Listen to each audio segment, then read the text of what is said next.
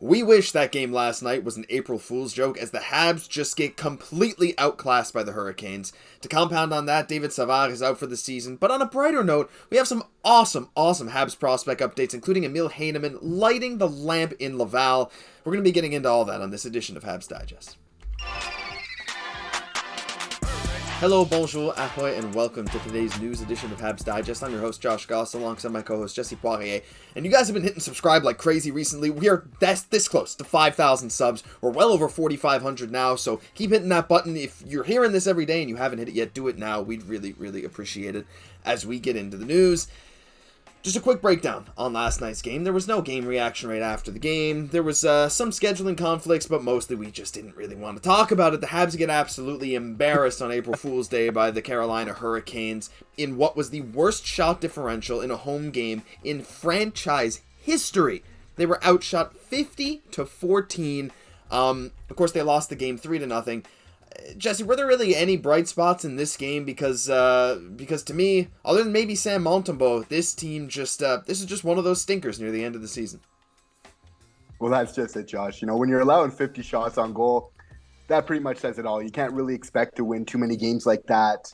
A bright spot is, though, that Monty kind of kept us in this game, like allowing just 3 goals on those 50 shots. Like, if our offense would have been clicking, which it wasn't, a night where really our defense nor our offense was really working for us, we still had a shot at this game. So that is really the bright spot, because, I don't know, there's just a part of me that just keeps waiting for the wheels to kind of fall off for Montembeault. Like, he's just, like this whole season has just been some sort of aberration, but he just keeps proving us wrong and keeping us in games and really playing well, because I think of late, a lot of games would have been much worse. And with Jake Allen, in his own right, if they hadn't been playing well for us in Nets as well. Yeah, Sam Montembeault, 47 saves. I mean, what else can be said? There was basically like the tweets, everything was just saying that this was Monty's game and there was nothing else. The Hurricanes, honestly, it felt like the entirety of the second period, the Hurricanes had the puck in the Habs zone. Every time you looked at the game, it was just cycling, and the Habs couldn't stop it. They couldn't clear the zone. They couldn't get any offense going. It was just, oh my gosh, it was frustrating to watch, to say the very least. But if we can glean any positives out of this other than Monty, I wanted to talk a bit about Sean Farrell. Jesse, now that he's getting a few more NHL games, do you feel like he looks a little more comfortable every single night compared to his first game? That's my complete thoughts, is he's looking really comfortable out there. He's kind of reminding me, like, the way that Kaiden Guhle came into this lineup, and right away, just something about him where he looked comfortable. And to be honest, like, that first goal was a little bit of a fluke, but it's kind of like his style. It's kind of defining, like, he's sneaky good. He's one of those players where if you don't keep an eye on him on the ice, he's going to make you pay for it really quickly, which makes me think that he's a smart player that's able to take advantage of, time and space that is being offered from the defense. So really great sign. I'm really liking his puck handling, his puck moving abilities, being kind of like that playmaker from the wing, which I think is an amazing option, and I look forward to seeing him play a little bit more with Nick Suzuki, who obviously is an amazing playmaker in his own right. I'm curious to see what these two could really do together. Yeah, there's a lot of potential lineups going into next year. Sean Farrell, I'd like to see some more with Kirby, Dach. Who knows, maybe with Slafkovsky at some point, a little big, small, dynamic Josh Anderson as well, I think could fit very well. It's kind of he's an interesting player that I feel like can fit on a lot of the Habs lines because of how big they go. Even Sean Farrell with Denis Gurianov, in theory, if Gurianov keeps developing and can be a good goal-scoring threat, maybe that could work because of Farrell's great playmaking and vision. But one thing that you kind of mentioned to me before we spoke about this game is the fact that the Habs lines are just kind of all over the place right now. And even if players are finding their groove now, there's no guarantee they'll be with the same line mates next season. Do you think there'll be an emphasis next year on the Habs keeping lines as consistent as possible to see these young guys really grow with their line mates into hopefully powerful, strong lines in the future? Absolutely, because I feel like it's a big reason why we really got blown out. The scoreboard might not have shown it, but no two ways about it. We got beat really badly, and a big part of that is just flipping teams around. We know a lot of the teams, like the best teams in the NHL, you know what their first line is, you know what their second line. It's like clockwork, right? Every game, unless something crazy happens, those lines are basically set in stone. So, of course, they have the luxury of being further along in their development, and there's less fluctuation due to performance and everything. The lines are obviously more set in stone, when you're dealing with more mature players. But we have a really young team. But if we are able to keep healthy next year, which I really think we will be able to, I think that, yeah, absolutely, we're going to put a very strong emphasis on keeping our lines consistent. Yeah, I hope so too. And yeah, I mean, like last night when these guys are playing with people they haven't played with in ages, but you said too, the offense and even the defense, the pairings are shifted around, and it doesn't help that David Savard is out for the season with a knee injury, just to compound on the Habs injury issues. He's been such a solid presence, a very big bounce back season from Savard, probably the Habs' best defensive player this year, I would say. He was up near the league lead in blocked shots. What are your thoughts on David Savard, and where do you think he might fit in the Habs decor next season? Because they're even in the next 2 years, because the Habs have some interesting defensive prospects to keep an eye on. But to me, I think he's played enough, well enough defensively to probably stay as like a top 4 kind of guy.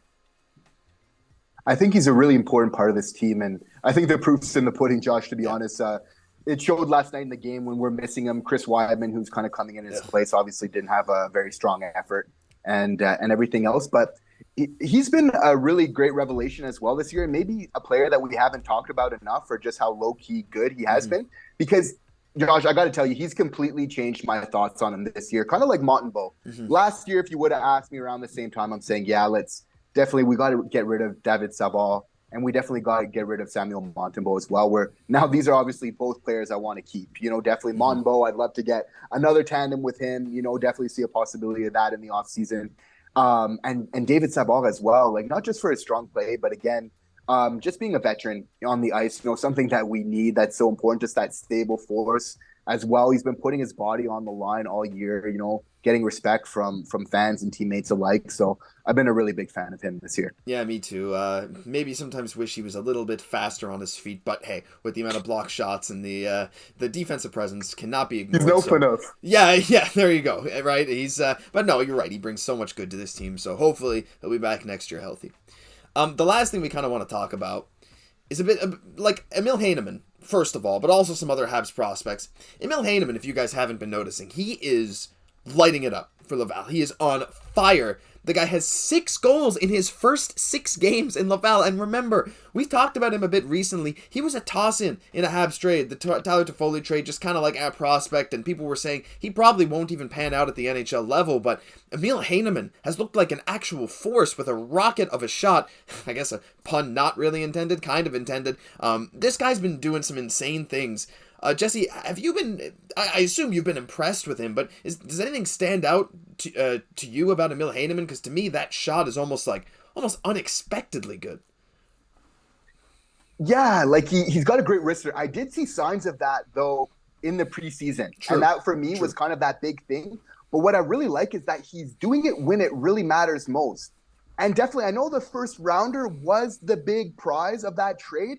However, for some reason, whenever Kent Hughes talks about this player, for some reason, I just get the feeling that he really likes him. And I feel like he might have somehow found he might have struck gold again with this find, because he's playing absolutely lights out right now, which is just incredible. Yeah, it's an interesting trend to follow. Like you said, for sure, we saw parts of his shot in that preseason, but what I did not expect is him to put it together so quickly once he got to the North American pro game. And again, it's just 6 games. It's a tiny sample size, guys. We're not going to get ahead of ourselves, say this guy's going to be a future 30 goal scorer or anything. But the trends are there. It looks like he could put that potential together, so it's definitely an exciting trend to look at. But it's not only him, Jesse, that's been lighting it up. If you guys have been following, Riley Kidney has been insane since he got traded in the QMJHL to Gatineau. Here's a box score from his most recent game, a 9-0, I believe it was a playoff win. Gatineau over St. John, the Sea Dogs. Riley Kidney had 6 points. I highlighted all his things there. 5 assists and a power play goal. This kid is doing some things that almost have never been seen in the Q. And again, he's on a good team, Jesse, but do you think Riley Kidney eventually has a spot on the Habs with this insane performance as of late? It all depends on if he can continue to develop his shot, in my opinion. Because we know he's a great playmaker, and his stats show it from last night's game, right? With those 5 assists. But what's great is that, one of those 6 points was a goal, and it was a very nice wrister, top shelf. So these are the kind of high quality finesse goals that you really expect from a prospect that's going to make the NHL. In fact, that's what you need to make everybody, even fourth line, line players now, they got to be able to snipe it top shelf. Like, it's crazy the amount of skill that we're seeing in the NHL. It's changed a lot from just being able to, maybe drop the gloves and then get on an NHL team. Like, he knows what he needs to do, though, and he's doing exactly that. And the fact that he's not wasting any time and, basically single-handedly willing the Laval Rocket, which would be huge for us in our development. I mean, he's already showing, to be a great add to this organization. If he can keep this up, it's a really good sign. Being able to do exactly what you want him to do sounds like some other Habs prospects, including Joshua Waugh, someone who we saw fit exactly those terms at the World Junior Tournament where he was paired with Connor Bedard. The Habs prospects have been looking amazing. It's so fun to see these guys lighting it up night in, night out. We got Lane Hutson coming up April 6th in their semifinal game against the University of Minnesota, the Golden Gophers. That game is going to be a must-watch. We're going to be recapping everything from that, I'm sure, as well, as Lane Hutson looks to move on in the tournament. But in the meantime, Heineman is doing Heineman things. Hopefully we'll see Dobesh soon in Laval with a good game. We're seeing Riley Kidney, Joshua Waugh. Oh my gosh, it's just like everything is seemingly coming together for Montreal right now, and we couldn't be happier. But that'll do it for this news edition of Habs Digest. If you enjoyed, leave a like, comment, subscribe. Help us hit 5,000 subscribers. We are so close, and we really appreciate all the support. I'm Josh Gosse, my co-host Jesse Poirier. We'll catch you in the next one.